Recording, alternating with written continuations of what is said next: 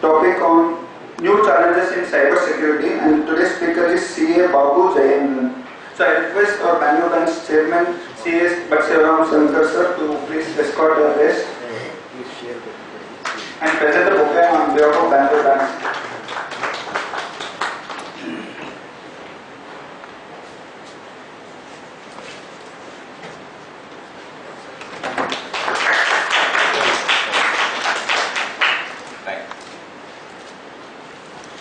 We welcome you, sir. Before we commence today's session, so small announcement. So it is, as everyone is aware, like 16th Karnataka State Level Conference is going to commence next month, 7th and 8th June. So it is jointly organized by all over branches of all over Karnataka, like Belgaum, Bellary, Hubli, Kalaburgi, Mangalore, Mysore, Udupi, and CP chapters of Karnataka like Bijapur, Shimoga, Raichur, Bagalkot, Davangere, Sirsi. So it is much awaited seminar for this year. So 16th Karnataka State Level Conference, Samartha. So I request each and every one of you to please have a look at the brochure and register to the session. So key highlights are like it will be more than 1,000 plus delegates will be there, and it is for 2 days. And it covers various topics like DT, IDT, company law, and emerging opportunities for chartered accountants, and many more. There are national and international speakers in the session, and cultural and entertainment program also is there at the end. So please do register yourself. So it is only limited seats. So it is 16th schedule, Karnataka State Level Conference. So a small introduction of today's speaker, CA Babu Jayendran. So Babu Jayendran has over 35 years of experience in information system auditing and controls. After completing BSc Honors in mathematics from IIT Kharagpur, he qualified as a chartered accountant and then became certified information systems auditor in 1985. Sir has also been a speaker at several meetings and seminars on information system audit in India and abroad. He consults on SAP's governance, risk and compliance suite and covers the security, audit and control aspects for SAP customers from a business and technical perspective. He is an expert reviewer for ISACA's 2nd, 3rd and 4th edition publication of SAP R3 Security, Audit and Control Features, so a technical and risk management reference guide. Babu is also consulting in the area of pattern recognition software for forensic auditing in banks using neural networks and artificial intelligence. He also advises clients in the area of blockchain. This small introduction, we welcome you to today's session, sir, and the session is over to you. And thank you so much for coming. And I also want to thank the Bangalore branch for including this topic in one of the talks in the study circle. Because normally, people love GST and, all the direct taxes. People like me, just try to sit and update myself till I'm called. And when I'm called, I try to share whatever I have learned and what you all have missed out on. So thank you. And as you will notice, the topic here says new challenges in cybersecurity.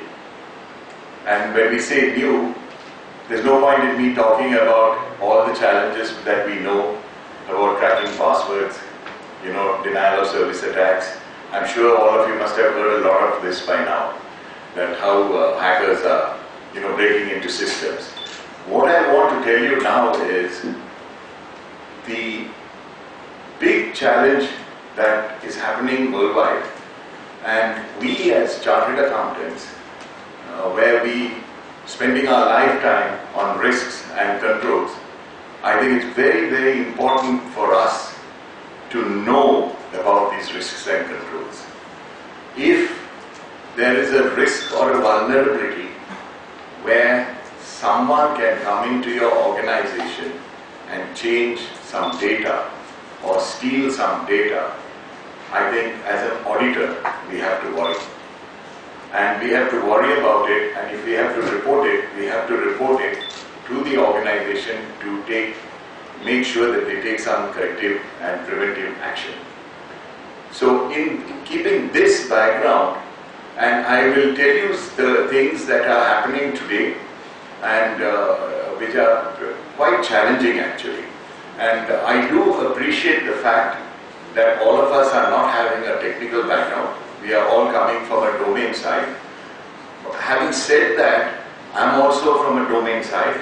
It is just that my interest in this space has been there for a very, very long time, and I built a career just only doing information systems audit using my domain knowledge as a chartered accountant, from the business process point of view. So, whatever you learn or pick up here, if you are interested in this, I suggest that you go back, and one of the best places to learn is YouTube. It's for free, it's in your house, you can see it on your phone, you can sit in the comforts of your home and learn. Because technology, as you realize, is something that is continuously, you've got to update yourself because it's always staying ahead of us. And unlike the accounting profession, they have the habit of bringing in a lot of new jargon, and it confuses a lot of people. We accountants, we don't have that. I mean, debit and credit has been there for a long, long time. Okay, and it's not going to change. And we know which side to put it on. And now that also the machines are putting it for us. We don't even have to think about that. And now with artificial intelligence and all this coming, God knows, decisions also will be taken in the future by these machines. And so let me just start with, just to show you how serious this is, I want to show you a website.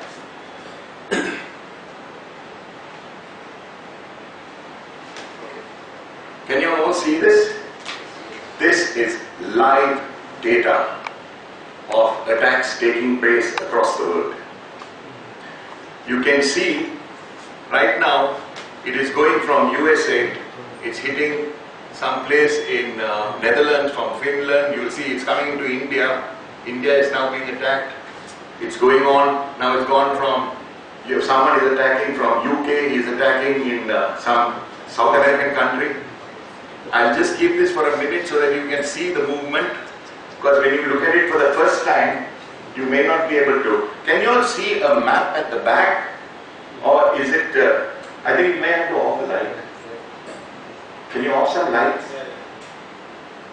There is a map at the back of the world. Can you see that now?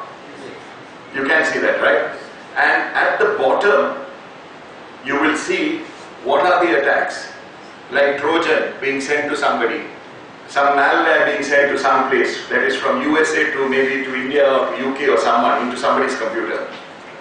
And you will also notice on the top, they will also say how many attacks have happened as of yesterday evening for the day. And it will amount to close to 50 million attacks for one day. Okay? Now this is the seriousness of what we are looking at. Now this, when you see the line coming into India, right, it could be into somebody's personal computer. It could be to some corporate where someone's trying to attack. Now in this environment is what I'm going to talk. And this thing will keep shifting from place to place. So I'll just get off this. I think that's enough for this. You have understood the seriousness of how these attacks are happening, and this is live.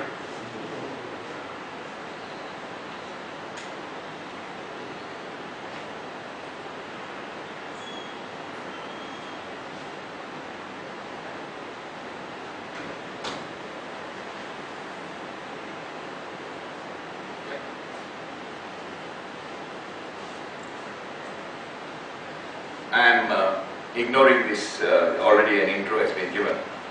So, see, one of the things that is very, very important, because we as chartered accountants, it's very important for us to understand the environment.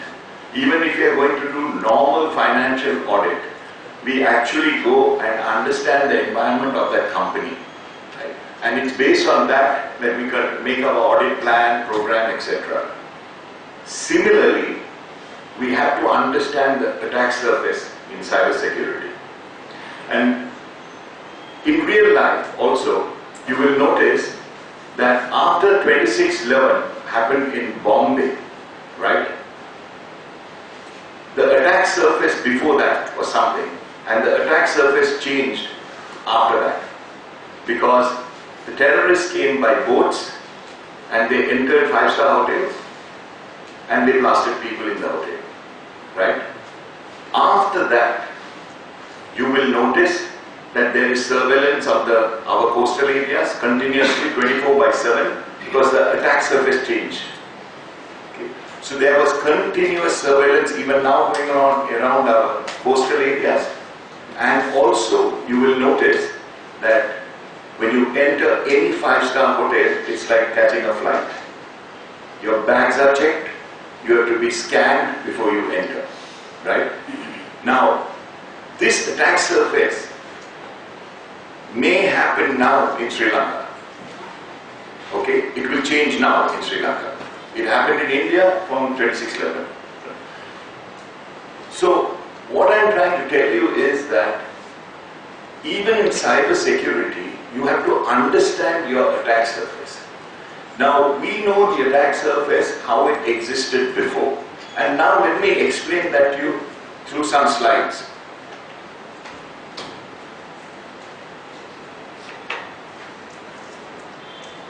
Can you all see this clearly? It's a little small. But on the left-hand side, you have all the critical assets. That is your credentials. You know, you have your sensitive emails, then all your personal data, your, the administrator and the developer workstations. Then you have the, your databases and your data warehouse and your credit card, all that information. So as defenses, what we used to have is, we used to put firewalls right there in the middle under the defenses. We used to put these firewalls and, other different, basically it was firewalls. Most of the companies used to have firewalls. We have the segregation of duties and data encryption, etc. and ensure that what is entering into the system, right, is protected. Now you have also threats, which are external threats, internal threats, and supplier threats, etc. on the extreme right. The vulnerabilities are, you have software bugs. Now what do I mean by saying software bugs? Software bugs, when I say, is that if there is a problem with this, a bug in the software and a hacker knows about it, he will exploit it. Okay. I will explain this to you simply with an analogy. You always have a threat and you have an impact, you have a vulnerability. These are the standard things that people talk about. So, if I take a parking lot in some mall or something like that, we can consider that parking lot as the system. Now, there could be a burglar who is trying to pick something from the cars. So the burglar is the threat. Okay? And he is the agent, threat agent. Now, what is the vulnerability that he is looking for? The vulnerability he is looking for is whether any car is unlocked. Okay. And what is the exploit? If he can get into a car and exploit it by opening the door. And what is the impact? The impact is he steals whatever he can from that car. Okay. It is the similar thing that you have to do even from IT and cybersecurity. And that is, there will be a threat agent, and if there is a software bug and a hacker knows about it, he will, like opening a window, he will open it, exploit it, and he will get in. And you must remember, the reality is that hackers are not one step, but 100 steps ahead of normal programmers. Okay. They have the black hat and the white hat. Black hat are the ones who they do things for money, and the white hat hackers are the ones who say that they don't do any black hat hacking, but they help organizations in protecting their systems. Okay, but there's a very thin line dividing these two, because hackers have the tendency of going and looking at things that they're not supposed to see. Okay, because I still remember a person I was working with, and I wanted him to review one system. He was a white hat hacker, and as soon as I put him on the job, he comes and tells me, "Do you want to know the system administrator's password?" I said, "I don't." "Why do I want to know the system administrator's password, and why are you telling that to me?" No, he said, "If you want, I can tell you." I said, "Listen, please do what I'm telling you to do. Don't go around, snooping around and trying to get somebody's password." Because that's the way they think. Okay, they love to say that they got something which they're not supposed to get. Right? So that's their mindset. Now, I'll give you an example of a software bug exploit. Many years back, there was a virus called NIMDA, which is the reverse of admin. Okay, it attacked so many computers worldwide, and what happened was Microsoft had put a patch for a bug that they had with their Windows operating system, but most of the people did not update their patch, because normally you're supposed to update your patches. They did not do that, and because they did not do that, NIMDA was going around networks, crawling around all networks, and wherever it finds that that patch was not fixed, it entered. And basically what it did was, it opened a certain port which was not closed. Port is like nothing but like having doors in your system where you can come in and go out through different ports, right? So you have like FTP25, you have a port number 80 which is used for this HTTP for us to communicate on the internet, things like that. So it enters through that port. Now if you put that patch, what happens is it closes that port. So this virus cannot enter. When I was going around to some of the companies I consult with, I noticed that most of the people were putting Norton antivirus or McAfee, identifying that NIMDA is there and deleting it. It's of no use, because the door is still open, right? You get the point? If I keep the door open, still another burglar will come exactly like that. If the door is open, the NIMDA will come again. So what used to happen is, these guys think that the Norton they've gone and deleted it, and then next day they come back and NIMDA is still there. Okay? So this is exploitation of software. Now, there are many things. I mean, I don't know whether I'll have the time to talk to you about all, but I'll at least give you a feeler of what all stuff can be done through these software bugs and exploitation. So you have these software vulnerabilities also, which is actually listed, and today there are very good organizations worldwide that actually list the top cybersecurity vulnerabilities worldwide. They even list it as 25 top vulnerabilities worldwide. So it's much easier now, and there is an organization called MITRE, MITRE.org. If anyone is interested, please go to that MITRE.org, and you will be able to see the top, it's called, the common vulnerabilities and exposures, and it's got a number for each of the vulnerabilities. It will also tell you what the vulnerability is, and it will also give you the mitigation control for that vulnerability. Okay, so see, as chartered accountants, what we must realize is that we don't have to go and do this fixing ourselves, right? We can always ask an IT guy to do it. But we should know that there is a vulnerability like this, and we should be able to write it in our report saying that this is the recommendation, you please go to this and you please make sure that this is done. So that in my follow-up audit I will check whether you have done. You don't have to do it yourself even, right? You can tell that please go to this, go and do this, tell your IT guys to fix all these bugs and fix all these vulnerabilities, put in mitigation controls, and we will check it later on, right? You can do that part of it for sure, but it's important that you know the existence of this. So let's move on. Now, if you see this slide, this is the growing cyber exposure. See, today, this is a computer that we all carry. Biggest exposure, right? I don't know how many of you saw it today in the paper. This is as of today morning's paper about WhatsApp. How many, someone read it? Yeah, you all have all read it. See the seriousness of this. And what you saw today is what they call a zero-day attack. And what do they mean by saying zero-day attack? Okay, for the people who haven't read about it, the company, I think it's out of Israel,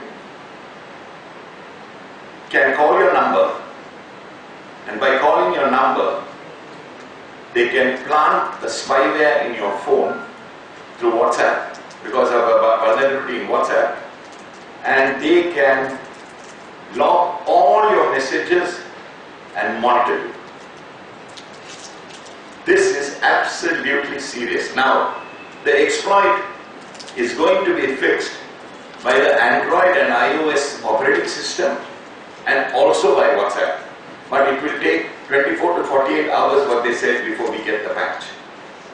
Right? Now, we are lucky that these patches get updated by themselves, but if it is not getting updated in your phone by itself, because some of them don't put for automatic update, please make sure that you do it. Right? Now, this is what you call a zero-day attack. Now, the meaning of zero-day attack is that this is the best example I can give you. It has happened today. There is no antivirus. Nobody knows how to fix it. Right? People are going to now learn how to fix it. So, the chances of it hitting people is actually 100%. Okay? Because there is no mitigation control in place as of today. So, many of us can get infected.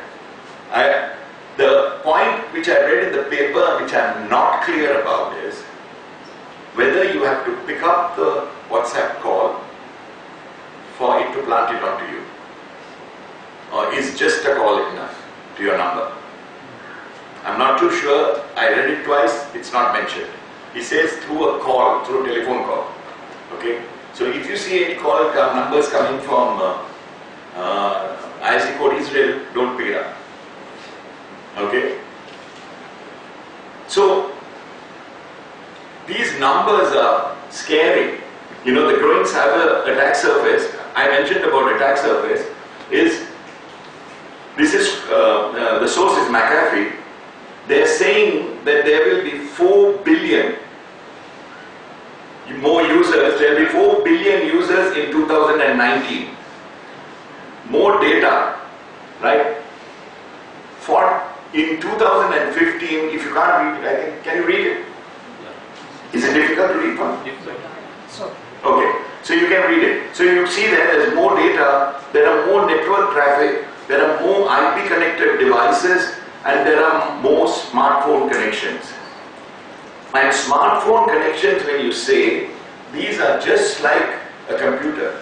I can go to Google, I can do internet banking, I can do everything on this, right?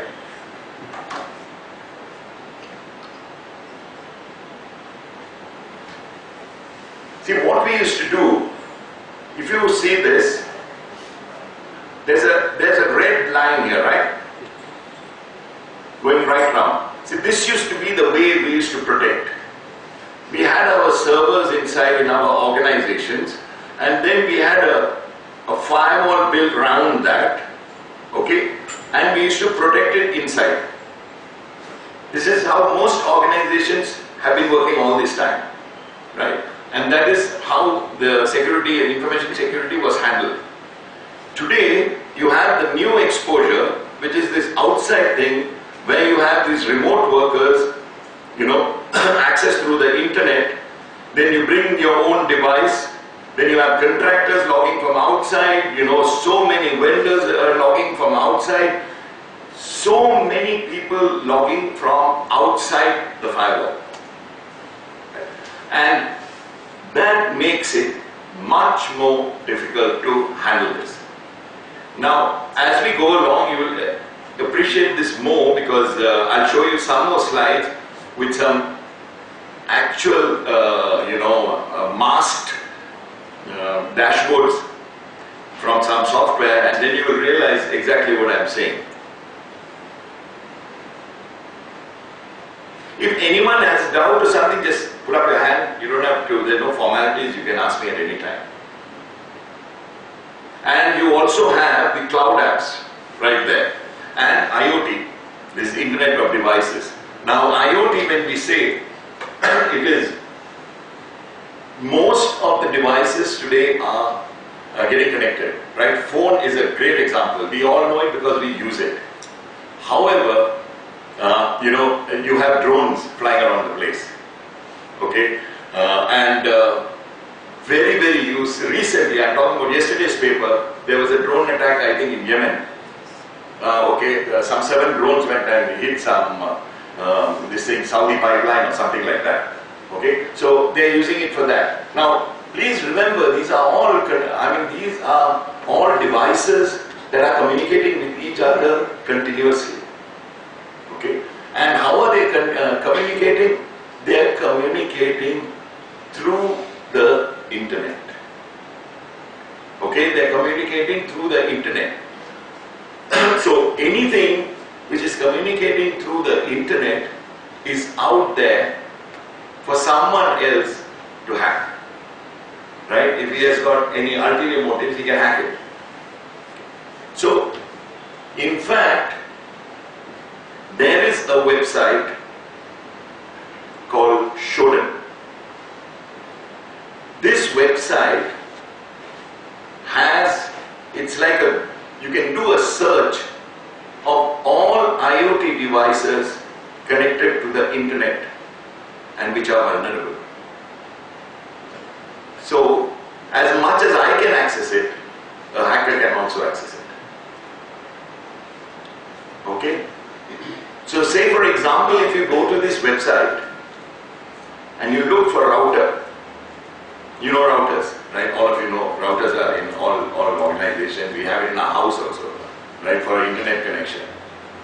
If you go there, it will list out routers where they have not changed the default password. So you imagine that an organization using a router, and it gives you the IP address of that router, and it tells you that the user ID is Cisco and the password is Cisco. Anybody can get it. And it's out there on the net. You can see it, I can see it, the hacker can see it. It is so easy. Now, these websites are not created for the people to hack. These websites are created for the security professionals to go and look at these websites, and if they have to recommend or something to someone to remove something, they can say that, listen, this is there and you better remove this. But because it's on the internet, everybody can access.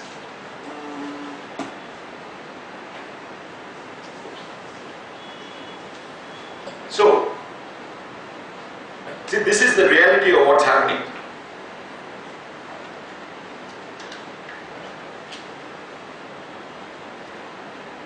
Excuse me? Yes. What is the name of the website again? Shodan.io. SHODAN.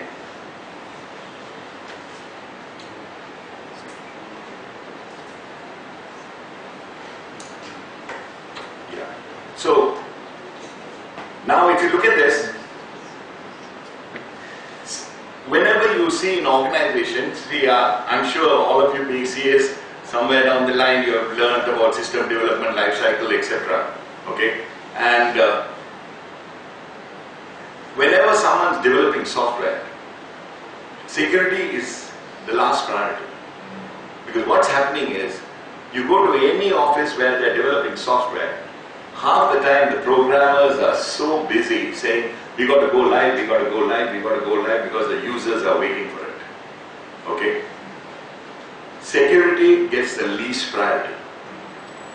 And that's why today a whole new area called Secure System Development Lifecycle has started, where people are saying you have to build in security as much as the requirements. So if someone wants functional requirements, you understand the functional requirements. If you are trying to create a software for internet banking, you identify what the requirements are, but at the same time, you make sure that for internet banking, what are the vulnerabilities from a security perspective, and include that as part of your functional requirements so that you get the architecture right. But this is not happening. What is happening today is people are just going any web-based application, they are developing it just to please the users and get the go-live date, meet the go-live date, and then subsequently 2 or 3 days before, they will call someone to do a penetration test. That person will run one software, and then it will tell you that these vulnerabilities are there, and some of them are fixed, some of them are not fixed, and it's moved to production. Okay. So the security testing I mentioned here is also done just before moving the application to production. And some external agency does this penetration testing, and there's very little time to test. So the result is vulnerable applications. When you have vulnerable applications, what is the result? Result is exploitation of that vulnerability by hackers. Right?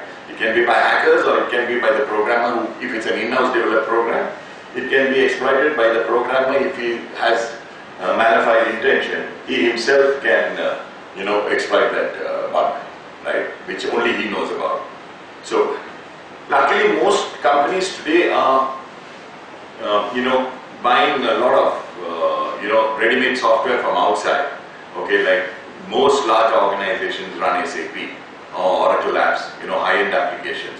So, the code only for customized portion of the program, you have to look to see whether any malicious code has been put inside there. But you don't have to go to the core part of that program to check that, right? Only for the customized part you have to check.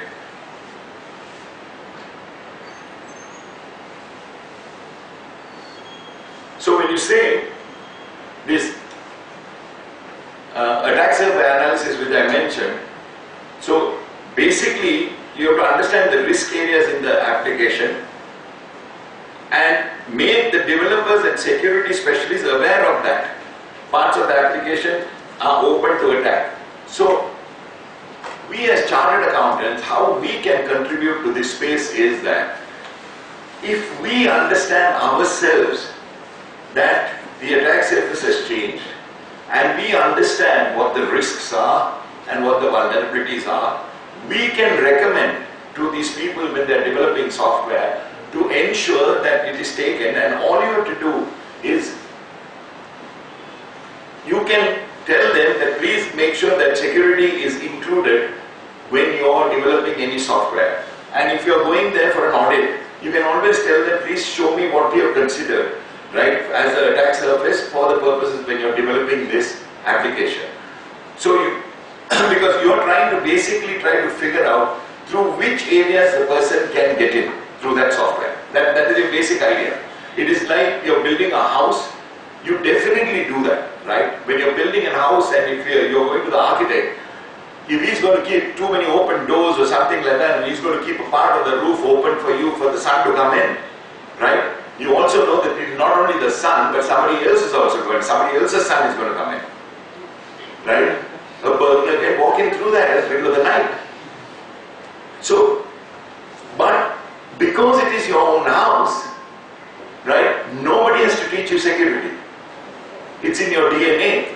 You will 100% say, please make sure that this is closed.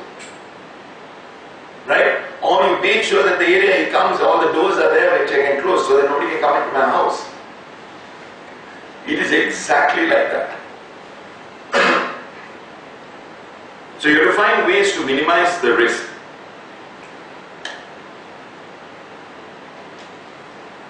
Sorry, I keep drinking water. It's a habit actually. So, and you have to identify what is the impact of that risk, because as you know, you have to identify what the impact of that risk is, and it is based on that you have to. Is there an echo? Is there an echo somewhere? Or is it thunder? Thunder. Okay. So you have to identify the impact of that risk and then recommend the control, because the control shouldn't be more expensive than the impact of the risk. See, why are these attacks happening? This slide just shows you, I'm sure you can read this, about the rewards that people are getting for these type of attacks. The attack surface is expanding, through networks, cloud, users, mobile devices, IoT, etc. And motivated and well-funded threat actors are there. And see this, 50 cents to $20 for credit card numbers, email accounts per 1,000, $7 to $8 for cloud accounts, up to $50 per healthcare record, up to $3,500 for custom malware, up to $1,000 a day for DDoS attack. Now, there are some hackers who actually go through college by hacking and making money like this and paying their bills. Okay? Because this is, have any of you heard of the dark web? Yeah. Have you seen the dark web? Okay, don't. I think you shouldn't get that. Okay? Just stay out of that. Now, dark web runs even like we have Windows Explorer, we have Safari and all that to browse the net, right? And we have Google, etc. Dark web runs on a browser called Tor, T-O-R. Okay? And the reason why it runs on that is you cannot trace back to the user. You cannot find the IP address of the user who has gone into the dark web. And that's why the dark web is popular. Actually, a very, very large percentage of people use the dark web. It's more than the people who use the normal web, that the CNNs and NDTV and things like that. Okay, a lot of the people use the dark web because it has all the illegal stuff, and the dark web accepts only Bitcoin. Okay, that's how Bitcoin flourished, because all payments are made in Bitcoin. Now, if you go to the dark web and use something to buy, because you can buy anything, anything. Why I said don't go there, because it's pretty shocking to know what goes on there. It's a completely different world. And if a person goes into the dark web and then uses some ID or something in the dark web and comes out and uses it out in the normal web, right? You have to search that dark web also to find out whether he has compromised his user ID or password or something like that. Okay? Now, the dark web also, the person, they couldn't catch him for a very, very long time, right? Till he made one false move. And he asked some payment to be made, and the cops caught him. Because, like I said, you cannot track to the IP address. So you don't know who that person is who is in the dark web. Now, with this type of a scenario, it becomes very, very difficult.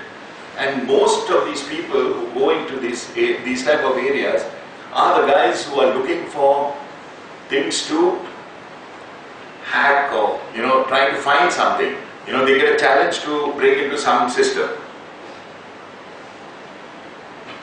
And why I was talking mainly of this dark web, these credit cards and all that, if someone has hacked and got all the credit cards, say he's got 100,000 credit cards, that will be traded in the dark web.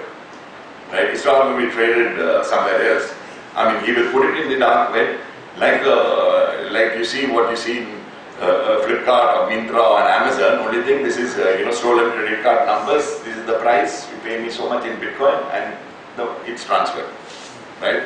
So these transactions that you're talking about is very, very difficult for anyone to even audit or to check that these illicit transactions are taking place. You cannot identify who it is. So if you see the different attack surface, see, this is a heat map. Now just look at this, I'll explain this to you.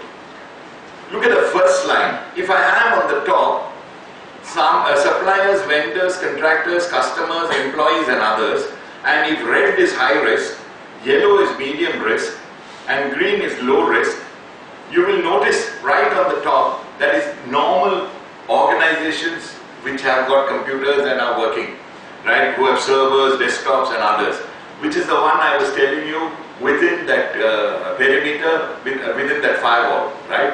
And I told you now it's expanded and it's now gone to all these IoT devices and all that. If you take that, the highest risk is employees. Okay, that is the red.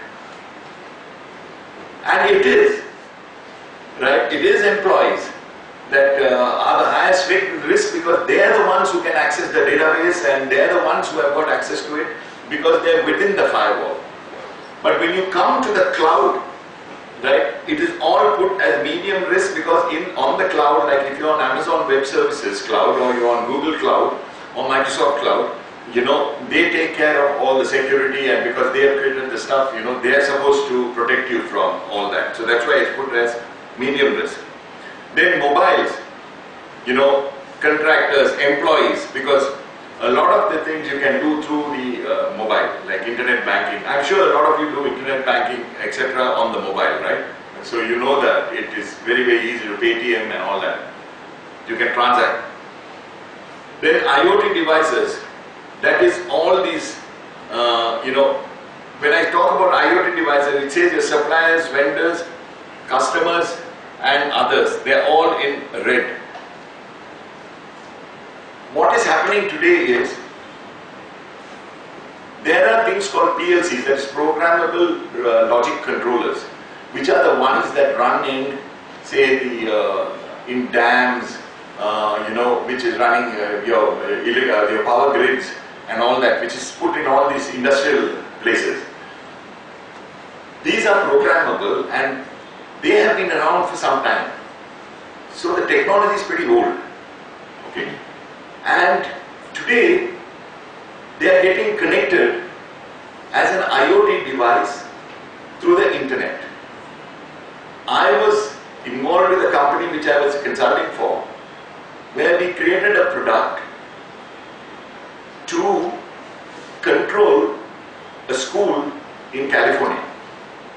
And what we could do is, from our mobile, we had a mobile app also, you can switch off the air conditioner, switch it off, on, like that. And the reason that this company in India was doing it is to use the time difference, because when the school is closed at night, it is morning for us and we can off all the AC so that we can save on power, right? And then switch it on when the school comes back, everyone comes back. So now, there is no way, a few years back, you could even imagine that you could do this from a mobile sitting here and switch on and switch off an air conditioner of a school in California. Right? But today you do it with ease. Okay. So, this is the thing with IoT devices, that there will be a lot of risk in this. It's shown, 4 of them are shown as high risk. Then DevOps, you have the vendors and customers and others, and web applications, of course, again customers, vendors, because through web applications only people are accessing the. So if you're an organization, say like any big organization in India, your suppliers, your vendors and all are accessing their systems through the web, right, through the internet. Any clarification till now, or I can go on? Yeah. So when you're mapping and identifying this attack surface, what you have to do is you have to break it up into login, which are the entry points. Okay. Sir, now, yeah. just for clarification, Yeah. they are mentioning that using the mobile phone app, you can operate or switch off appliances overseas. But if I am not wrong, then in live video conferences, the remote, using a remote here, you can either the near end or far end, you can change the camera settings, increase or decrease the volume. So Absolutely right. That is already available right now, sir. Like you said, it is a unique thing you are mentioning. No. What we did was we did this about 10 years back. We did it in 2007, 8. So I'm saying at that time we did it. But today you're doing. I told you this. You go to the Shodan. You go to that this internet connected devices, right? And you select webcam, and you find some vulnerable webcams. You can actually see the garden of somebody's house.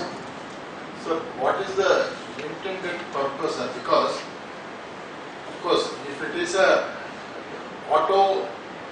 autopilot mode, then people, if it's a cost arbitrage, then you can use the resources in India to do all those administrative work. Yeah. But the school must be trained to do all those switching on the lights, ACs, No, etc. it is not just the switching on the lights. This product was also doing other things. It used to even go to the servers and do a heat map of the consumption of electricity by server. And it will, on the heat map, it will show you that this server is a dark red color. That means it's consuming a lot of this thing. So, because of the fact, why this became a big thing? Because of the introduction 10 years back of smart meters. Smart meters came about 10 years back, before 10 years back, Cisco, right? They brought in. Today it is available everywhere. You can run your whole house with a remote control. You can actually switch on your cameras from your office. Like if you have a small baby in the house, you can through your phone switch on the camera. So what I'm saying is that from the time we did it so many years back, but now it's proliferated all over the place. And once it proliferates all over the place, then the vulnerability increases. That's what I'm trying to say.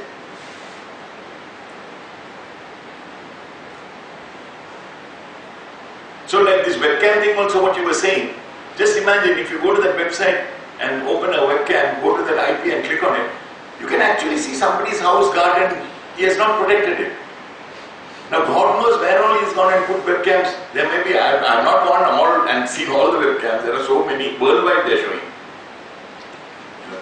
So it's dangerous, it's very, very dangerous. So even if it's a small thing that you're putting in your house like a webcam, you must protect it. It's like protecting our Wi-Fi, right? When we put a Wi-Fi in our house, we protect it, okay, when they're configuring it.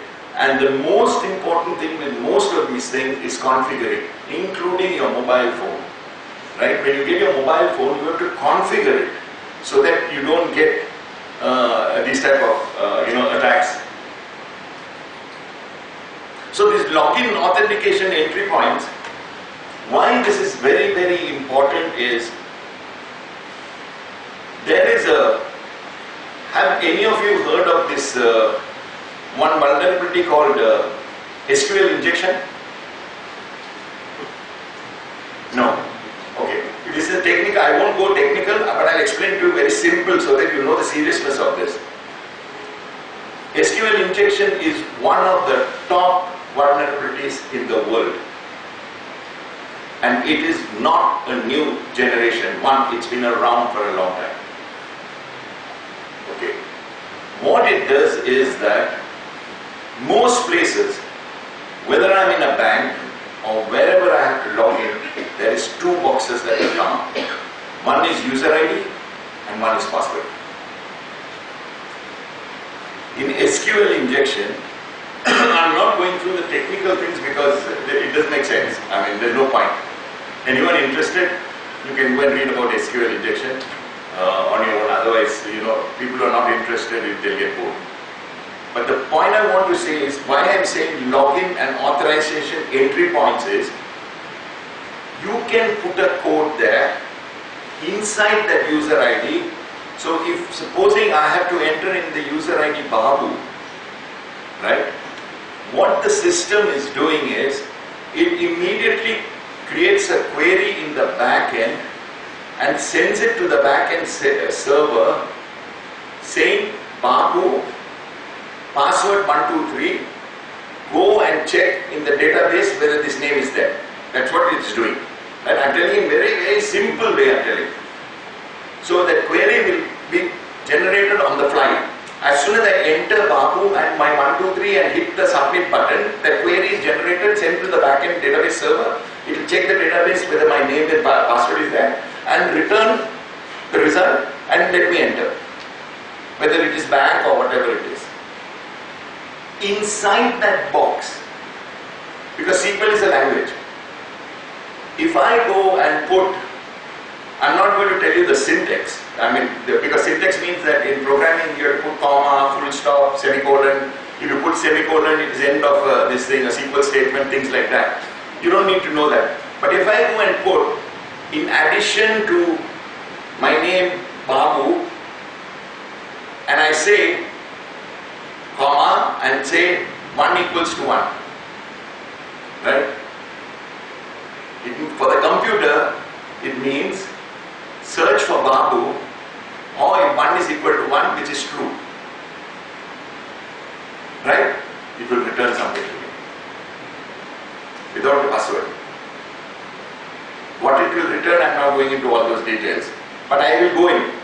I will be able to go in, not as Babu, right? But through this method, SQL injection, I can find out the user ID and password of other people from the database. Right? Now this has been around for a long time. What is the prevention for this one? Programmers have to make sure that in that box it will accept only alpha characters and not comma, full stop, colon and quote. It's a simple thing that a programmer must do. Now if you try this in Google, it will not work because they have blocked all that. But there are so many companies where it may not. If you put it and you try, it may work. Okay. So that is why it says here that you have to look into this login authentication entry point, administration interfaces. That means the system administrator is the guy who's got the key to the whole house. In any organization, you have a sysadmin, and his job is to, he's the one who has the super password where he can access anything. Inquiries and search functions. The search functions is another one. So just like I am doing this user ID, there are some other exploits that you can do. Through the search function, inside the search function box, you can enter certain code and it will execute. Okay? Data entry forms, business workflows, transaction interfaces, etc. Transactional interfaces and this application program interfaces with APIs is very, very important because this is when things are coming from external systems. So what you have to do is you've got to identify these things and then see whether for each one of these is there a risk. So if you go to this login authentication, there are so many risks. I told you SQL injection is there is cross-site scripting in there are so many are there. Right? So and these are all listed. It's not that it's not listed. You can do that website I told you for common vulnerabilities and exposures, and you can get that info.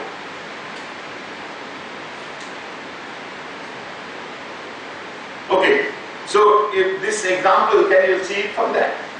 This example is just to tell you, explain to you what I was telling you now. This is a very, very simple thing. Let's take a situation where you have an administrator, and let's take that this is an organization where you can write a blog and someone reviews the blog. Very, very simple scenario I am giving you so that you can understand. So you have an administrator, this person on the bottom left, I am pointing with this arrow, I think you can see it. And this is the online reviews website application server. You also have a user who is writing a blog. Let us say that he writes a blog. Oops. Right? And you have an anonymous user who can be a hacker and he wants to do something. All three of them access this application server here, and behind the review data and the blogs and all that is going and being stored in this database. That means if I write a blog, through this it will go and stay in this database. Then I have another database here for authorization and authentication. What this database will do is, when this user puts in his user ID and password, like I said, if I am putting Babu and 123 as the password, it will go to this server, check whether Babu 123 is there, and it will return and let me in here. Once I am here, I can access this, write my blogs, it will go here. Then there is a logging server which will log all the user actions, etc. And there is one more server here which will send email notifications. So if there is a new blog that has come in, it may send email notifications to others saying that a new blog has come. Now, if this person here, this administrator is logged on I mean, right? Once he is logged on, he has access to all these servers, all these 4 servers, right? If this guy sitting here, this anonymous user, uses a technique called cross-site request forgery, which I am not going to tell you the technical part. What he can do is, he can send a message to this administrative user and he can take full control of his authorizations. Right? It's as simple as that. All he has to do is make sure that he can get this mail to this guy. And once he gets that there, he has all the access to everything here. So he can go and delete the log file. And once he deletes log file, we all know as auditors the importance of logs. The minute you delete log file, evidence is gone. Right? It will not stand in a court of law, even if you want to catch this guy. So this is just to explain to you that in a simple way, because you know what I've noticed is whenever I talk in terms of servers and that and this, there are a lot of people have confusion on how the thing is flowing. And that's why I put this very, very simple diagram, just to explain to you that this is how it works. Okay? And this is how the data flows and where it sits.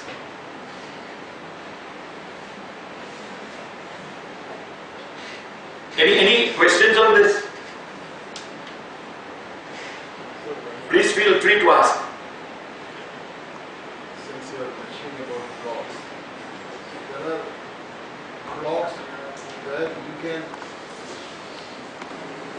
become a member of a block for an annual rent. So suppose you make the payment using your credit card, that year's subscription is done. So next year what happens is, Mic is not on.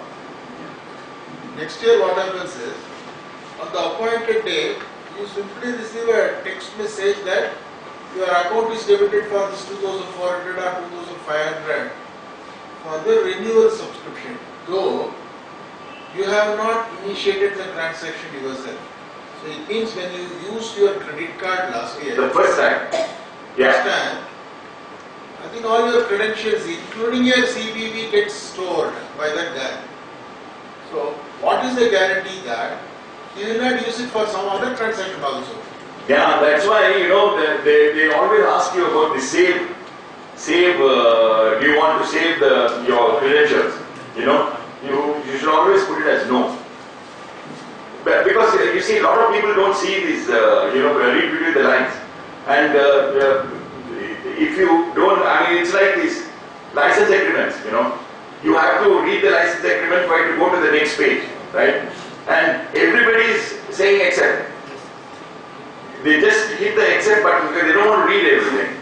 They just move it up and down to show that you have browsed it. But because of two-factor authentication and OTPs, today, just this thing, that CVV number, unless and until you enter it for the first time, you will not get it. But today, because of two-factor authentication, you will get an OTP to your phone. Which even if that guy wants to use it, he can't use it because that phone is with you. But now with your contactless cards, up to 2000 a transaction, even without your OTP, you simply sense it on the... Yeah, but you still have to have your phone. The phone must be nearby. The phone you will have? Sorry. The phone, you got to have your phone. Contactless. Oh, for credit card you're saying? Yeah. So the damage would have been done, after which you have to get up and block the card or hotlist the card, whatever it is. No, in the contactless one, when you're putting there and using it, that you have to enter your PIN. No, after 2000. No, you're saying that for when you're going and shopping with a contactless card, in the say supermarket. You miss your card. I'm saying nobody is stolen it. You miss your card. Like, after a transaction, you think you are putting into your purse, it falls down, you are missing. Yes. Attentive, and if somebody picks it up, shows it. After 2000, he can swipe. Yes. It will go. Through. Yeah. That's why there is more and more of this technology which tries to make it easier for you. Can have its own vulnerabilities. Definitely it can have its own vulnerabilities. See, even credit cards, you take it before OTP, before this two-factor authentication came in. Right? All of us used to go to a restaurant and have dinner on a Saturday night with our friends. When the bill comes, not a single one gets up and goes. We put the card in that, they'll bring it in that folder with the bill. We just put it there, it goes to the cashier, right? And then he will come and give it back with the bill and we sign it. All the cashier has to do is to keep an Excel sheet, put your name, credit card number, expiry date, and turn it over and get your CVV number. Because most people don't scratch the CVV number off on the card. Or color it with some white paint or something like that. Most people will have the CVV number on their card. You must actually scratch it off and remember it. Now, of course, with the wireless ATM machines, they bring the machine to your desk. Now they're bringing it to the desk. But even then, if you go and see, if you are in a pub, for example, right? Most of the people, especially these youngsters and all, they just pay as in the bill comes, they'll pay and they'll go away, right? They won't even ask for it, whether the machine is coming to you. On Saturday nights, all these places, I don't think any of these youngsters are doing it. See, we have to be careful also. We have to be also very, very careful because today everything is, like if someone gets your phone, half the place, phones, Paytm and all, everything you have entered. Your password you have entered, everything is entered. But sir, I saw when my son wanted to make applications to US universities, you make the online payment, there is no OTP. No OTP, only that CVV number. The moment CVV is done, correct. That's all charge gets debited to your account. Similarly, you want to go to Bangkok for a holiday, there is no OTP. OTP is only here, within. So if supposing I get the card with the CVV number still there and you have not erased it, and like you said, someone picks it up, you have dropped it, someone picks it up. If you have not erased that thing from the back and memorized it, 100% he can go back and book a ticket to, go to the Thailand on your account and stay in a hotel. Only CVV is required, nothing else.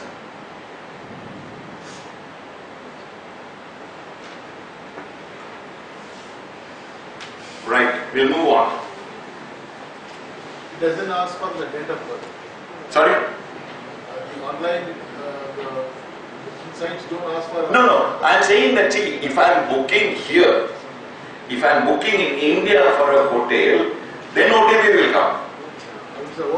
Right? But supposing I'm taking your card and I'm going there. Overseas. Then nothing, no will come. There's no OTP won't come. So the model of story is to have a lower limits. Yes. The credit, because you will notice this, card guys also, suddenly you will get a mail saying that we are doubling your credit. You should tell them to half it instead of telling them to double it. You know, because it is, they always want you to spend double.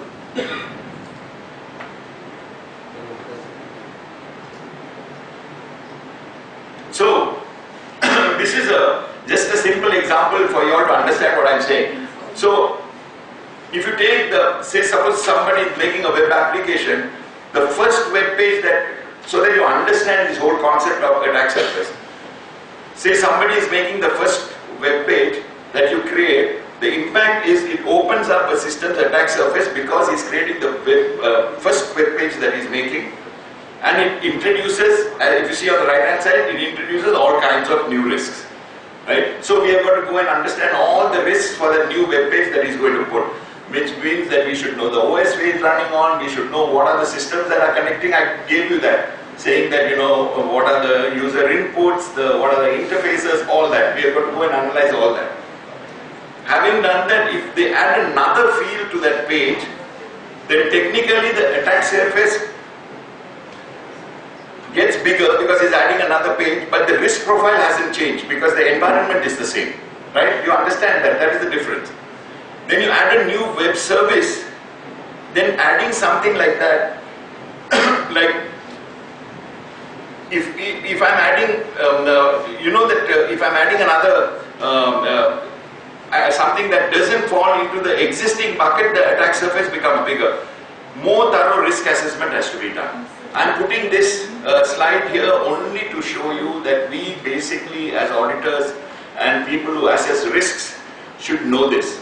That if I'm first page, when I'm putting in first page, and if I'm called to do an audit, the security audit, and someone calls up and tells you that, listen, can you help me? Can you do the review this web application that we are creating and recommend to us, what are the risks?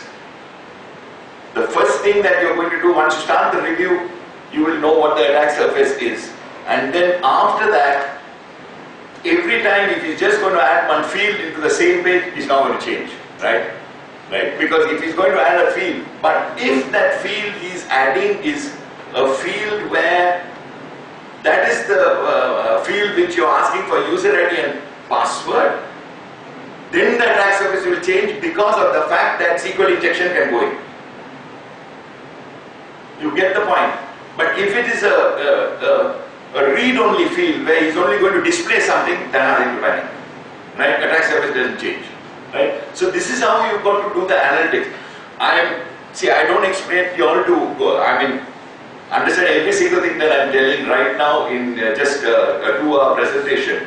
But as long as I can plant a seed in your mind and then you can build on it, I think you'll be able to, actually do audits in this area and help your clients. So like changes in session management, authentication and password management directly affects the attack surface, says here. Right? So more thorough risk assessment and mitigation. Oops.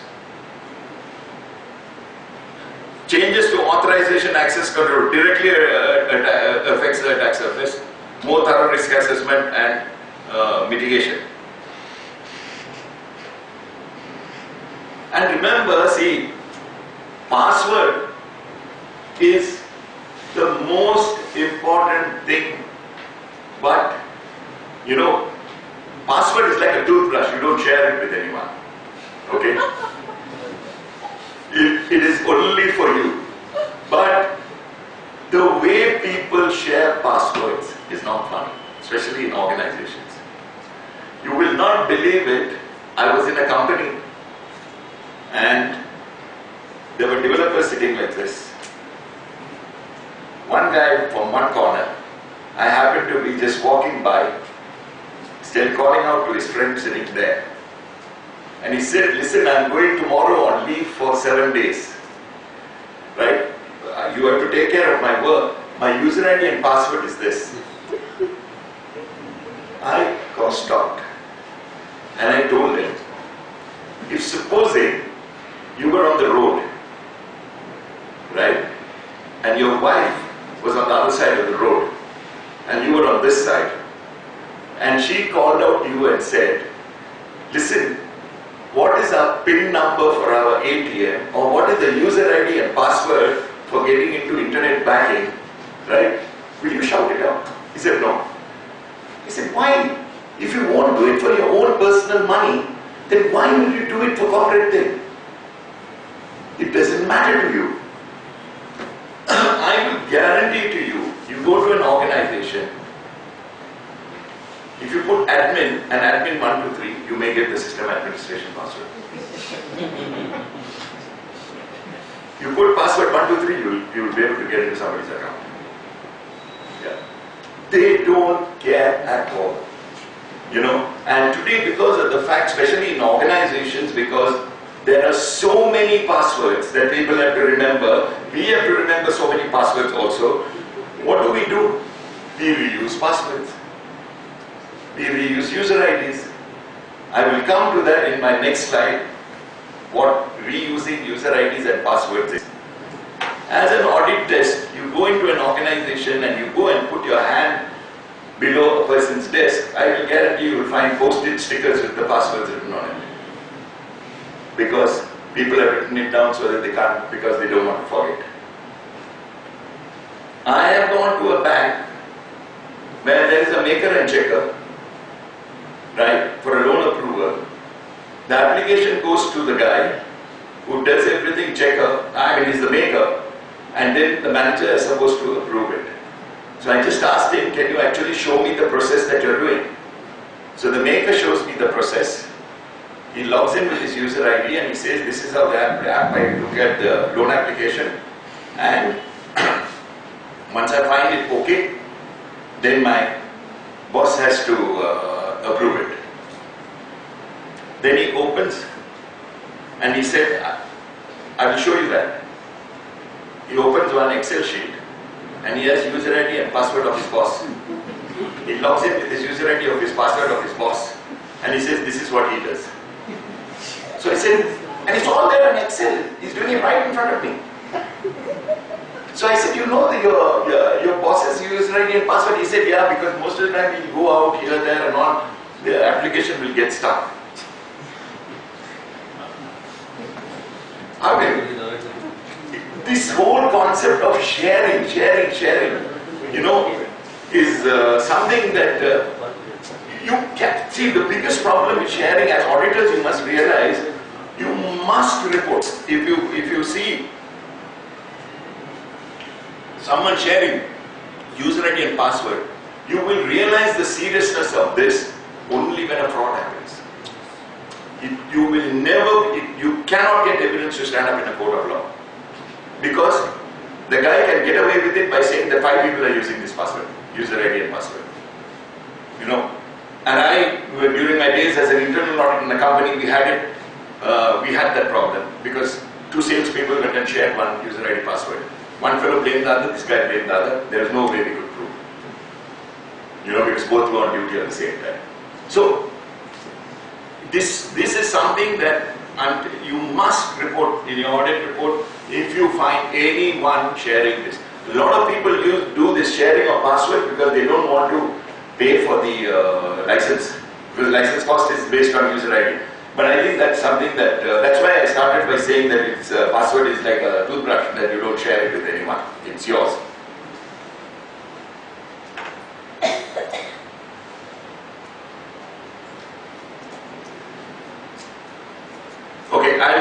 this slide because it's on the same lines. Okay, because I want to spend this one. See, these are some new challenges, and this is called shadow IT. Okay, and what is shadow IT? I will explain to you. These are the real problems based on all that I have told you till now. This is the impact of what I told you, all that I told you. This is from Gartner. It says by 2020, a third of the successful attacks experienced by enterprises will be on their shadow IT resources. This is Forrester. As digital footprints widen, DRP is digital risk protection. Adoption is steadily rising because these tools can help discover and monitor all digitally exposed assets. What does this mean? It means you need high-end tools that will analyze outside the perimeter, because a lot of people use a similar user ID and password outside the perimeter, and if that gets compromised, yours is also compromised. You can get into the organization. Okay? So if I have a user ID and a password in a company, right, I may use the same user ID and password when I'm doing a railway booking or an airline booking somewhere else. Right? If it gets compromised there, then it will get compromised in the organization also. Now, how do I do that? It's very, very difficult to go and search outside. So, first I'll tell you this shadow IT. Why is the shadow IT happening? See, systems built and used within organization without explicit organizational approval. What do I mean by this? Before, what has to happen is, if a company is developing a system, there's a process called system development lifecycle. You have to get approvals.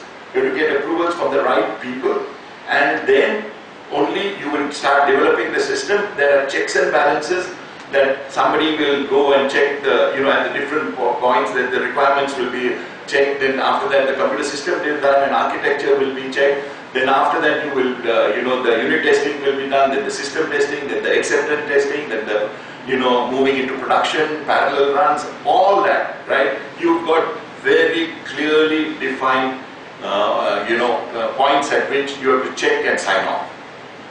Now what is happening is that in the rush for making software fast, a lot of business users are doing it themselves, because there's a lot of open source software out there. They download it directly into their laptop, and somebody says that no, I will do it for you, I will create this dashboard for you, I'll do this, and they start working separately. So you have a lot of parallel systems running within your organization, which is not under the control of the IT, and the IT doesn't even know that this is existing. Okay? See, you would have noticed, even large organizations today, who run products like SAP, they got BI, some of the best business intelligence tools. You walk into any of these organizations, you go and ask the head of finance anything on, say, debtors age analysis, something like that. He will pick up the phone and somebody will bring it in Excel and show it to you. Does it make sense? I mean, you spend so much of money, and then someone else is downloading the data and you're putting it in Excel and coming and showing. Right? All these BI tools is supposed to be for that. Now, when you're running like that with these companies, you'll have a situation where someone knows about some open source software where if I get a data, like in Excel, I can make some fancy dashboards. Right? So he will turn around and tell his boss, I will do it for you, I will download this software and I will export from SAP and I will create this dashboard for you. And that you can show it to the boss. So, like that, this proliferation has happened. And this trend has gone right across. Plus, but big organizations don't allow any uploading of software in our PCs or laptops. Yeah. Because, you cannot actually download or install software without the IT's permission. That is how it's supposed to be. That is exactly how it is supposed to be, where you're not, in fact, you should not even allow the internet connection for download, right? But there are a lot of organizations which allow you to use the net. I'm talking about large organizations which allow you to use the net also. And I have seen myself people downloading open source software. Because, The rule will say that you're not supposed to, right? in Tata, you cannot have even a USB port activation. You can't use. Yeah, again it depends on how important security is given to that organization. But I can tell you for certain, there are many companies where I've seen, I've seen programmers downloading. And if you take, the top-notch companies, even there, I think there, some people break the rules. Some people. In fact, in offshore development centers in IT companies, it will be virtually the customers. The presumption is, legally speaking, it is the customer's premise in India. So, any associates or programmers mapped to some other client cannot enter these premises. This will be the situation in IT companies. Okay, I must. So in that case, there will be master services agreement between the customer and the Indian service provider that you are not supposed to download the software. So if the programmers map to that project inadvertently, not intentionally, download, they will immediately invoke the liquidated damages clause and the company has to get into a negotiation mode. Yeah, but these are all theoretically very good, very correct, all correct. I'll tell you about an audit I have done myself, okay, a few years back. I'm not mentioning the name of the company. It's one of the large IT companies in the world, global. And exactly what you said, they have different areas for different companies in the US. So I wanted to check access control. Exactly what I said, because this is a locked area and you've got ID cards, you've got to swipe and then only the door will open, right? Then, just to make sure, they told me that 70 employees are in this project. So 70 people are supposed to be in that project, there must be only 70 IDs. So this was, I reported it in my audit report also. I found that there was about 120 to 130 IDs. Right? I walked, one guy was walking by, some people were walking by. I said, which project are you on? So he said, he's on that project. I said, can I just get your ID for a minute? Right? Swipe, it opened. He happened to be on this project and he was moved to another project. They have not deactivated because they have subcontracted that ID card to a vendor. Right? So what you're saying theoretically should happen. But it doesn't happen. When you audit, you will realize that it's not followed at all. Most people, you ask them, you know the password policy of this organization? Because the password policy of this organization is from the US. Right? He said, yes, I have read it. I said, where did you read it? No, when I log in first time in that project, when I put in the user ID and password, it will come, the whole thing will come there. And then I have to read it and accept it, only then I can enter. So I said, I read that and I asked them one specific question. The person said, no, I don't know the answer. Because you are not reading, you have just gone to the bottom and hit accept. So everything is done in good intention, right? But the implementation may not be that way. Okay. So this is what I am saying, that this is what has happened with the shadow IT. I won't take long, I think we will stop at 8, right? Yeah.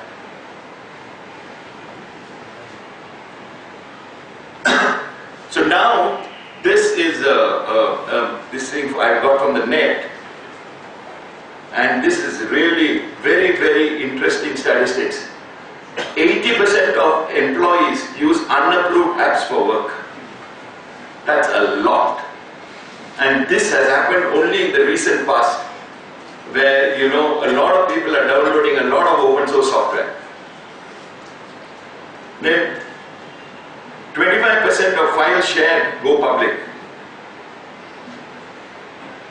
70% of unsecured admin activity. 75% of idle administration privileged account. 91% unauthorized unmanaged access. 17% of cloud apps, cloud apps used by employees. So this itself shows you how much of this is happening in today's world. And this is the shadow IT that we are talking about. Now, in order to, what is the solution for this? It cannot be done manually. There is no way you can do this thing manually. So now there are products, exactly like I was telling you about that product which was telling you all the IoT devices that are connected in the world on the internet, right? It will give you the IP address, it is going to give you all the, whether there are any default passwords are still being used, etc. Similarly, there are products available, and this is, an actual product which is available today. I'm not going to mention names and all that, but this is an actual product that is available today. Now, how do these people do this? Right?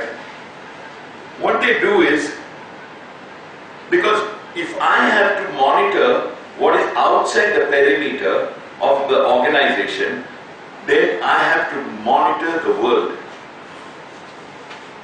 So, a product like this will actually go and monitor 3 billion IP addresses across the globe, okay, on a daily basis. And what it does is, if it does it once, and then it will keep doing it incrementally after that, so it will monitor, thanks to high-speed processing that is available, it will monitor 3 billion IP addresses. Now, so it will crawl the deep, dark, it will do the dark web also, right? So it has created products that will crawl the web, right? And it will go and go through all these IP addresses. Then it will collect intelligence from party sources like Shodan. Shodan I told you, right? Shodan is openly available, so it can go and find out whether any IoTs are there. Then it will create, it will pick out, threat intel, and there are these honeypot feeds, which is also available freely on the net. Then they will also go to websites of hackers where hackers talk, and there also you can get information on hacking this IP address, hacking this IP address. So they go through all these websites, and then they do correlation and AI using artificial intelligence. They are able to create patterns of possible attacks. Okay. Now, this can be done only with AI and things like that, this correlation, because the amount of data is huge. It's 3 billion IP addresses is huge, right? And it is only going to become more and more and more with all these IoT devices. So they index all these things, then they use AI and machine learning based on analytics for the queries, and then show the shadow IT attack surface and risk dashboard. Now what does that look like? So going forward, I mean, this is what the way it's going to happen in the future is that, and it is happening right now. There's another company also called Alienwall, which is taken over by AT&T. It's called AT&T Cybersecurity. That also does similar type of analysis, And let me tell you that with AI coming into the picture, this artificial intelligence, the results are absolutely phenomenal. I mean, on identifying all these suspicious patterns and behavior and all that, because it's very, very, very difficult for human beings to even do what these machines are finding out. And I must add here, why is AI more powerful than the way we look at it? It's only because of the fact that our brain is restricted to maximum 3 dimensions. We cannot see beyond that. Right? That's why we are all very comfortable only up to info cube. Right? We can't go 4th dimension, we can't go 5th dimension, we can't handle more than 3 variables. So we can do X, Y, Z. Okay. So we are very, very comfortable with Excel because it's only X and Y. Right? But some people use pivot tables, some people use cubes, info cubes and all that. But that also is very few. Right? But most of the people are very comfortable with 2 dimension. Now, artificial intelligence can actually handle any number of variables, which we can't. So, I can look for a pattern, a suspicious pattern, not just based on one variable, but based on many variables. So, to explain this to you from in a very simple way, you all know about phishing attacks, right? Phishing. Phishing attacks are like if I'm a hacker and I'm trying to get your user ID and password. So what I can do is, one of the ways I can do it is if you have an account, say with HDFC Bank, I can send you a mail from, say, HDFC Bank, which will look like it's coming from HDFC Bank, but the mail ID may not be hdfcbank.com, it may be hdfcbbank.com, right? But when I look at it at a distance, it looks like hdfcbank.com. And I will say, we are doing some maintenance and all that, please divert to click this and we get redirected to our site, new site. When you click it, you will see exactly HDFC Bank's account. Right? You put your user ID and exact, when I say exact, I mean exact, it's a replica of the bank. Then I go and enter my user ID and password. You'll get a message that system is not connecting or something like that. But what it has done is, that is a dummy site. And all the dummy site has done is, soon as I enter the user ID password, it is writing it into a database. Okay, so it has captured your, this is called phishing attack. Right, where I get your user ID password. Now, just to explain this 3 variables and handling it on AI, in a phishing attack, say I get your user ID and password, I will enter into a bank, I will get your user ID password. The first thing I will do is, I will go and change static data. That means I will go to the customer account and I will change the mobile number, so that no mobile message will go to you. Right? The next thing I will do is, I will go and add a beneficiary. This is what the hacker will do. So you've got to think like a hacker. He will go and add a beneficiary which is not in the list of beneficiaries already, which means new beneficiary being added. Right? Then within 2 hours, he will go and transfer 90% of the account to this new beneficiary that was added. Now these are the different activities that are going to happen in that account. And all these activities are time-based. So it is temporal. Right? It has got a time. Normally, to find this, if you take each activity individually, there is nothing wrong. There is nothing suspicious to go and change your static data. So many people go and change mobile numbers. Right? There's so many go and change that. There is nothing wrong in adding a new beneficiary. So many people add new beneficiary.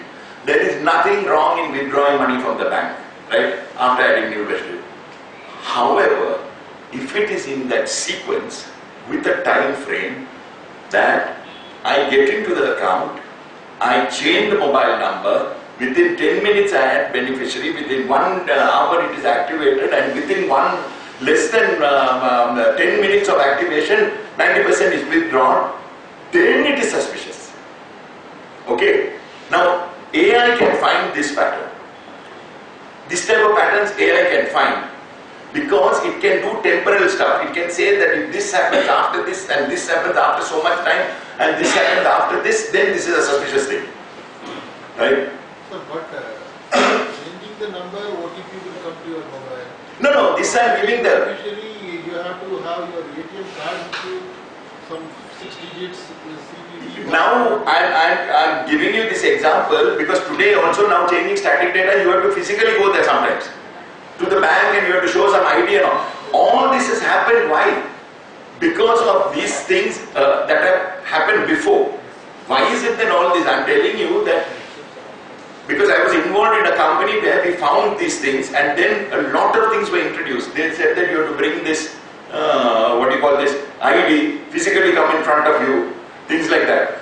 Now, I'm just giving you this as an example to say that every time you find a suspicious pattern, you report it to someone, there is some record, the bank takes some action and you'll get one new procedure coming in.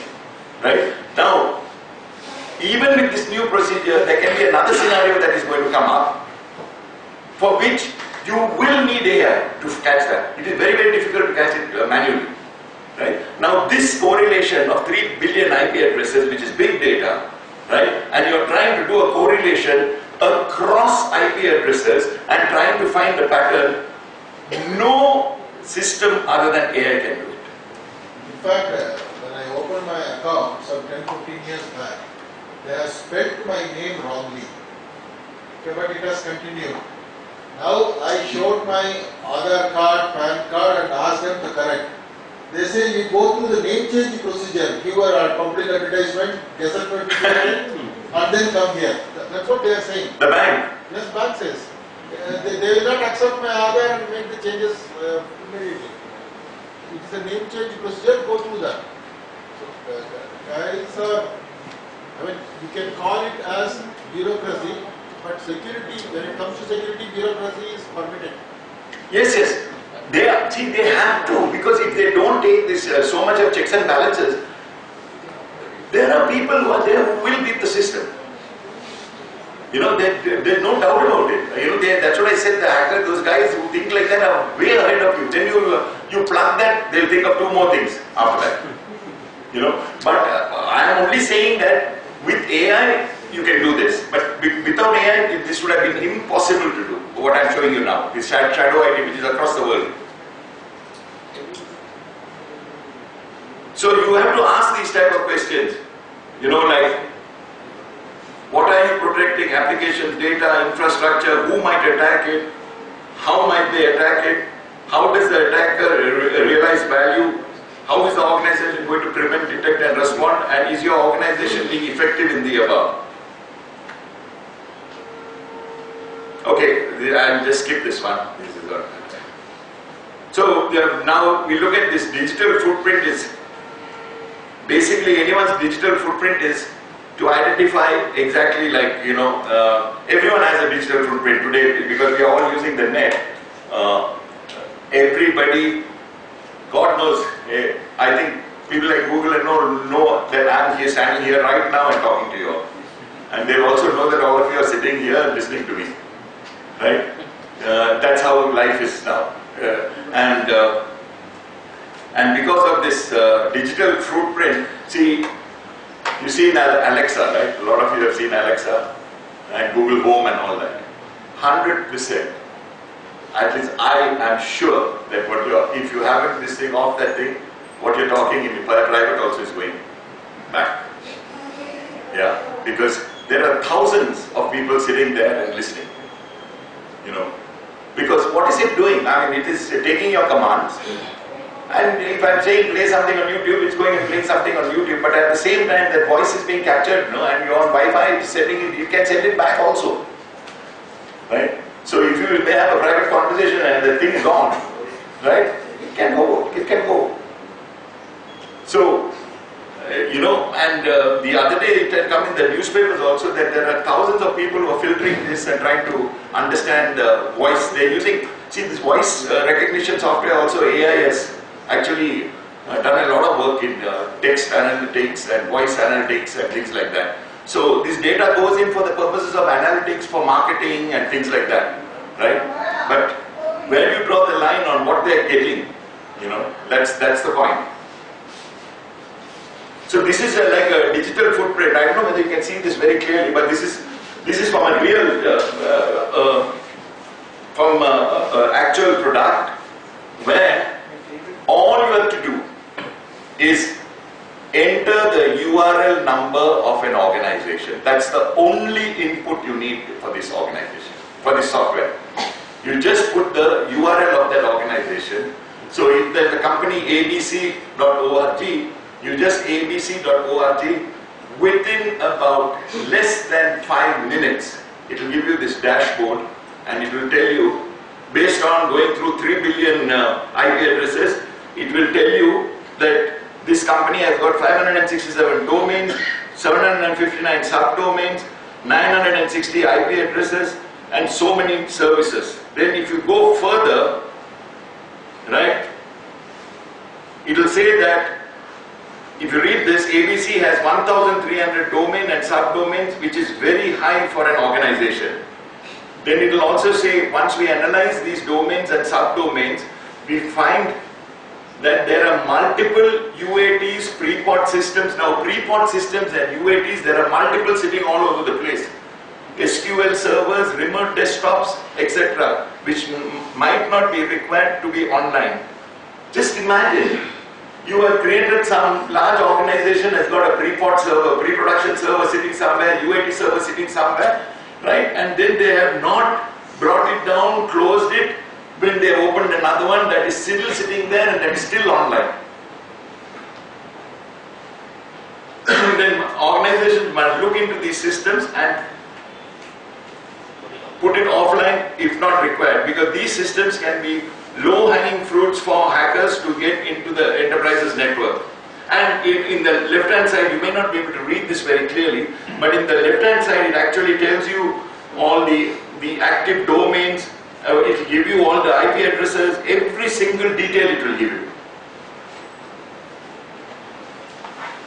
Then it will give you this, see, it will say that ABC org has got 960 IPs which are online. And if you see on this side, I have masked all this. It will give you the IP address, it will give you the IP address of this, and it will give you the vulnerability also. Here on the right hand side, there is a vulnerability which you cannot read from there, which is this. I told you the common vulnerability and exposures. That one. It will give you the number and it will tell you exactly what is the vulnerability.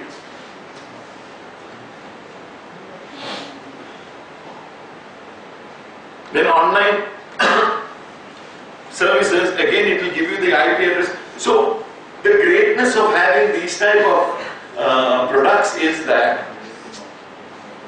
this directly tells you what is your exposure and what you have to go and what action you got to take, because it will tell you what is the vulnerability. You can go and refer the vulnerability, you can find out what is the mitigation control, and you can recommend that mitigation control.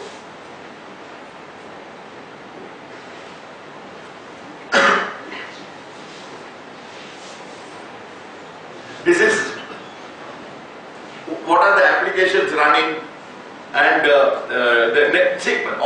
lot of this stuff is a lot of technical stuff, but if you go into a little detail, I don't want to explain to you all these net blocks and all that, but if you go into detail, there's a lot of information coming out here. So this is the digital risks dashboard where it will tell you that, see, for example, if you see this, phishing domains, 963 phishing domains with the same name, right? Which means, supposing the company is abc.org, there are some other domains also that where people will try to redirect you to, like a-bc.org. Now, because ABC you can easily spot it, but you take a website which has got a long name, right? Sometimes when you see it from far, you will think that it is the same website, right? And it will look also like this. So, like Amazon, right? I saw one site, which is a phishing site. Amazon services, the email has come from, not from Amazon services, they have removed the A. It's called Amazon services, right? Now when you read, you will not notice that the A is not there. Like that, this one has got 963 phishing domains.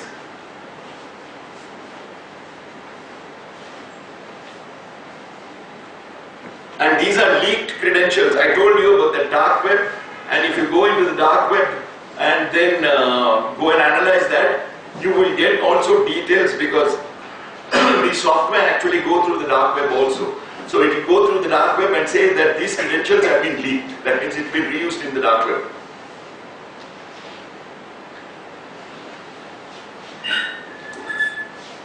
And remember, these are all vulnerabilities through passive scanning. It's not active scanning. Passive scanning means that you just have to give the URL of an organization.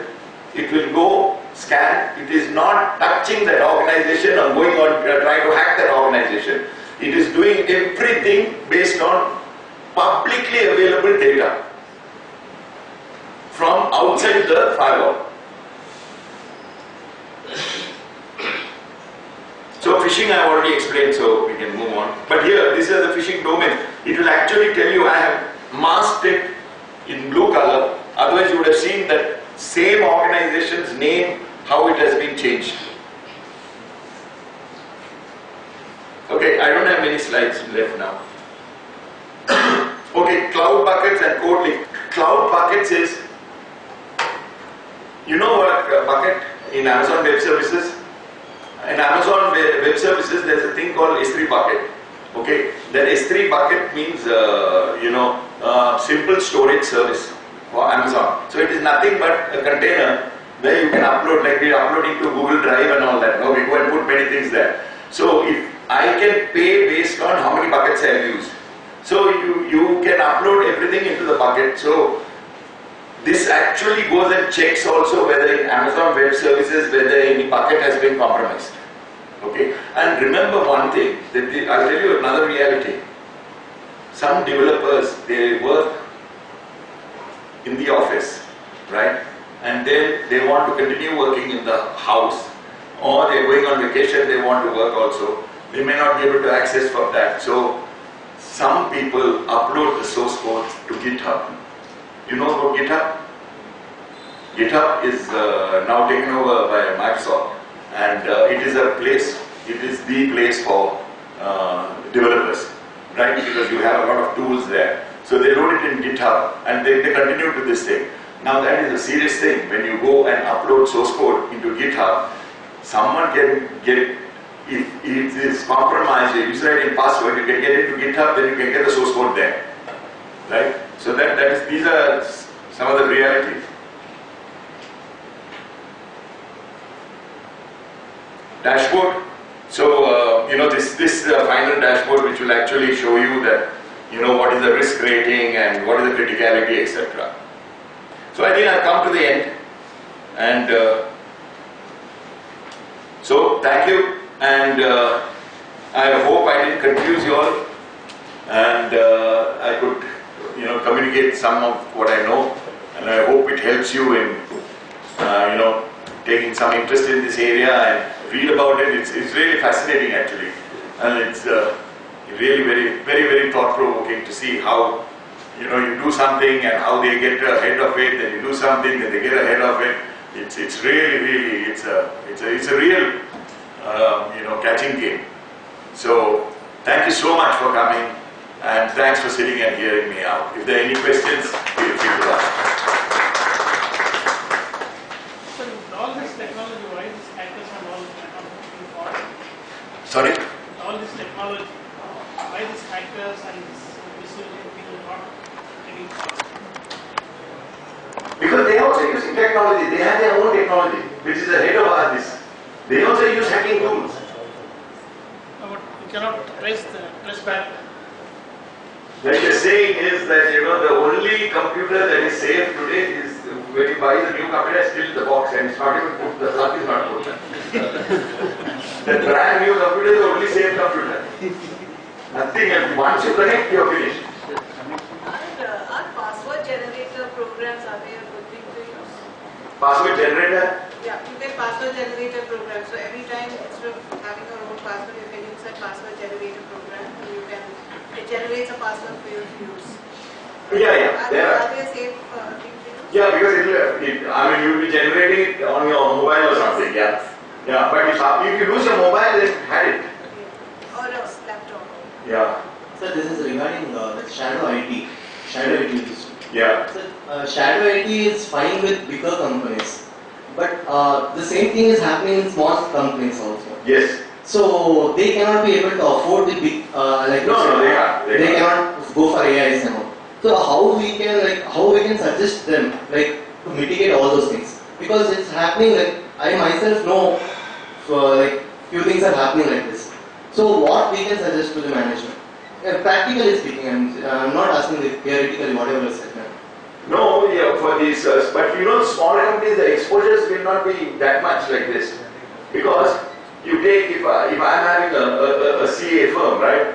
And I have got a website, say Babu Online. I actually have a website, babuonline.in, but I don't think anybody visits it.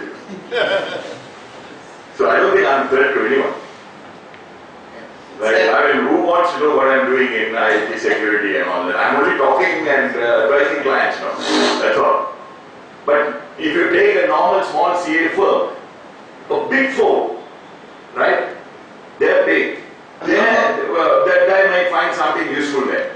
But small firms, small CA firms and all that, I don't think that the risk is that high for them, because one is, I don't think they put all audit reports and all in their website. They are only telling what the services that they are offering, right? Yes. That's all that they're doing. There's nothing there. And most see, it is different if I hack into pcaob.org in US. Every single audit report is up there. Everything is there. Or any government site. But I don't think it's small thing. See, you don't have to extend what I'm telling you about the shadow IT and all to all organizations. The only reason I wanted to tell you, because I'm talking about new challenges in cybersecurity, I want you to know that shadow IT is a reality.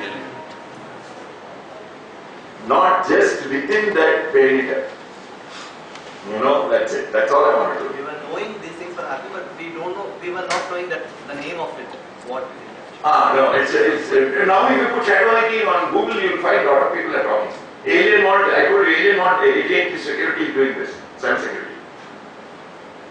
There are other players also like this, who are using AI and all that, this big data analytics. It will change. You see for 2 years, 3 years from now, it will be very, very good.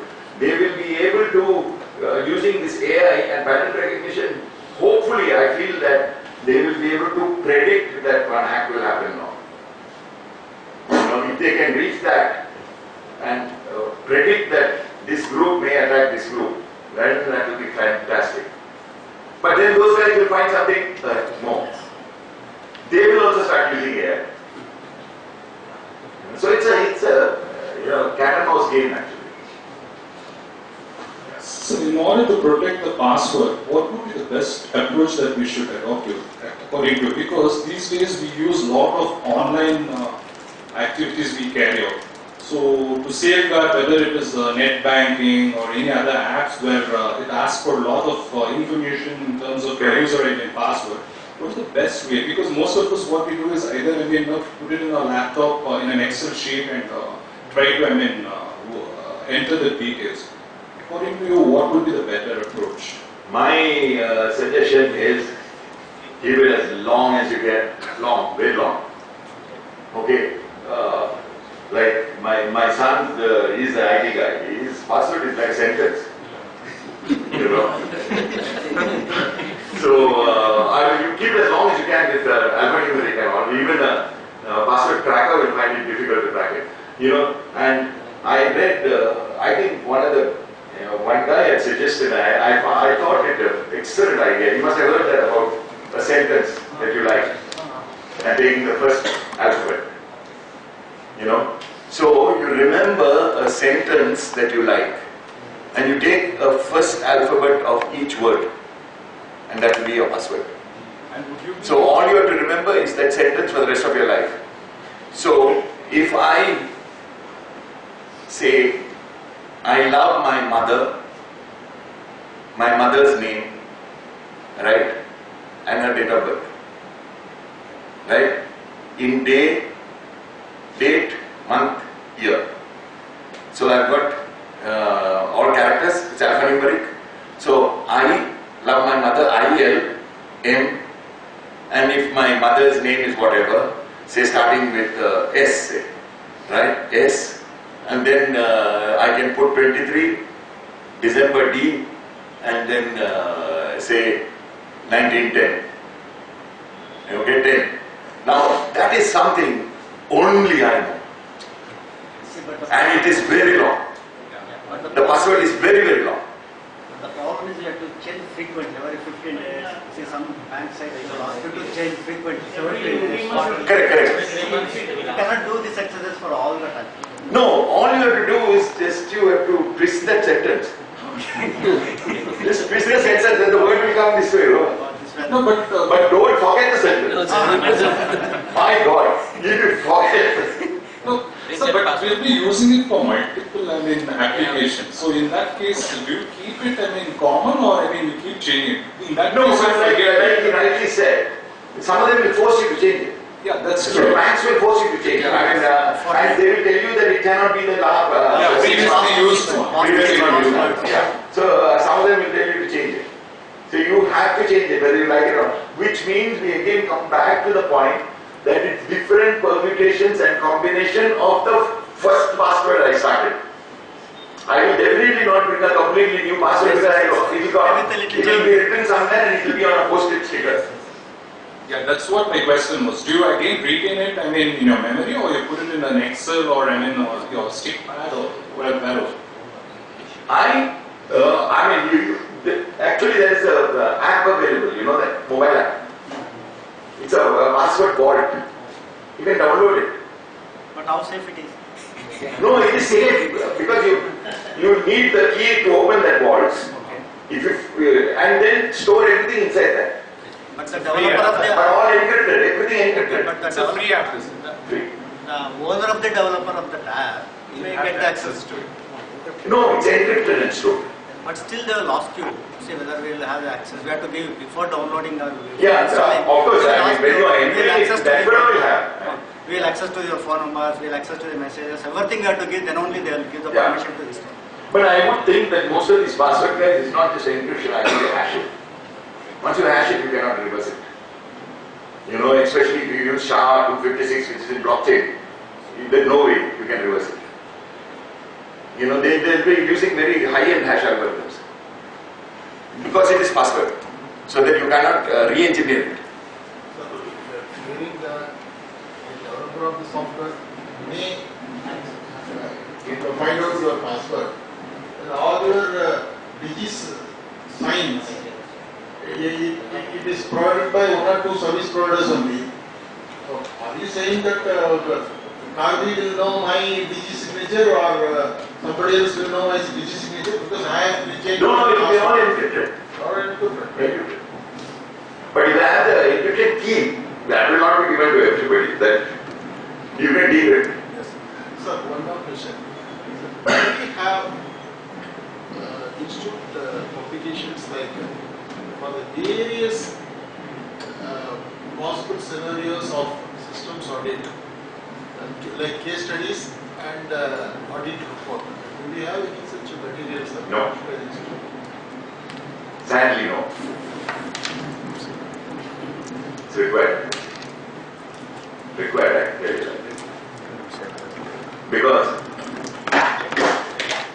I told you that I was a reviewer for SAP Security and Audit from Isaka. Isaka has come out with it. They have a book called SAP R3 Security Audit and Control Features. Full audit program is there, including the transaction codes, what is it that you have to check for, and all that. They have already come out with Oracle apps, right? But you are absolutely right. It is required. It is absolutely required for chartered accountants. You know, I would even go further by saying, don't even go to SAP. At least do it for Tally. Yeah. There are so many of you who use Tally, who audit Tally. You can contribute. You all can all contribute and come out with a document. Not just Tally, sir, like suppose there is a banking fraud, and you as a visa qualified professional gets the audit to find the unearth that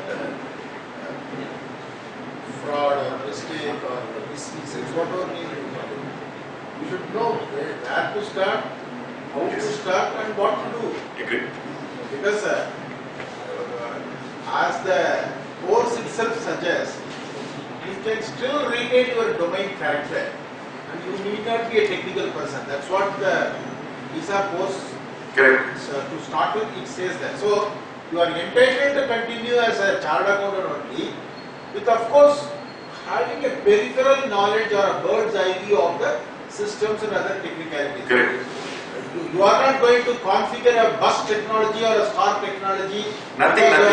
You are not going to do that. So in that context, suppose we get such an assignment, we must know how to complete the audit, how to advise the client. Of course, take the service of X, Y, Z expert. At least we must be in a position to say that. Yes. So if the institute comes out with such guidelines, checklists, scenarios, case studies, and model case-to-case basis, some at least some 20 or 30 audit report sample, it will be of great use to the professionals. I cannot agree with you more. Absolutely required. Absolutely. So thank you again.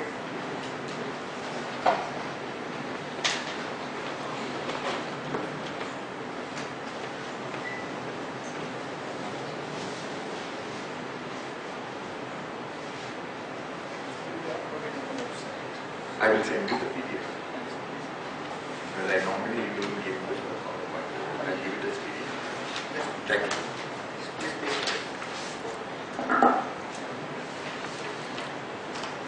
On behalf of Bangalore Banks, I thank today's speaker, CA Babu Jayendran sir, for his valuable insights. Now I request CA Vadraj sir to come forward and present a memento on behalf of Bangalore Banks.